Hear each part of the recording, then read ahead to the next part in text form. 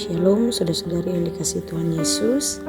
Renungan kita terdapat dalam kitab Mazmur pasal yang ke-26 ayat yang pertama sampai yang ke-12 dengan tema melakukan firman sebagai gaya hidup.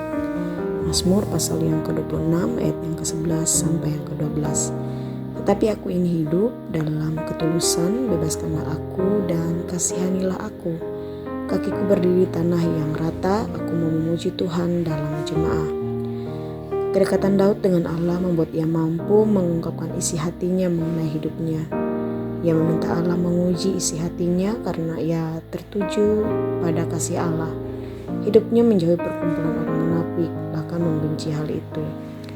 Kesukaan Daud, ia mendengar firman Allah, memuji Allah dan melakukan firman Allah menjadi kesenangan Daud. Keinginan Daud ialah Allah tidak mencabut nyawanya bersama orang-orang yang berdosa, artinya orang-orang yang melakukan kekejian terhadap Allah. Daud meminta dibebaskan dan mendapat belas kasihan dari Allah atas hukuman Allah untuk orang-orang yang menyakiti hati Allah dengan bertindak sesuai keinginan hati mereka. Ungkapan isi hati Daud agar Allah mendengar seruannya dan meminta agar diuji kehidupannya kepada Allah adalah sebuah keberanian besar. Alasan Daud melakukan hal ini karena ia ingin Allah melihat hidupnya yang bergantung sepenuhnya kepada Allah.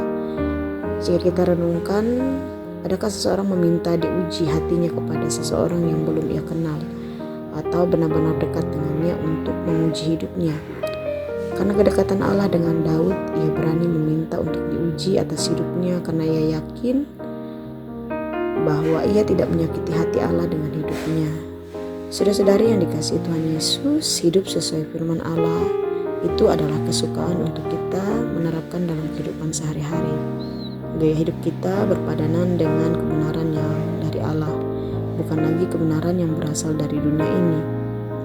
Mari kita cek sudah sejauh mana hal ini kita lakukan, atau jangan-jangan kita masih menyelipkan standar kebenaran dunia ini dalam kehidupan sehari-hari. Ketahuilah bahwa kebenaran Allah adalah hal yang mutlak yang dapat menjadi pedoman hidup orang percaya. Mari kita sama-sama belajar untuk menjadikan firman Allah sebagai satu-satunya pedoman dalam hidup kita dan tidak mencampur adukannya dengan standar kebenaran kita, agar Allah sendiri melihat bahwa kita bukan hanya pendengar melainkan pelaku-pelaku firman itu. Demikian renungan firman Tuhan. Tuhan Yesus memberkati. Shalom.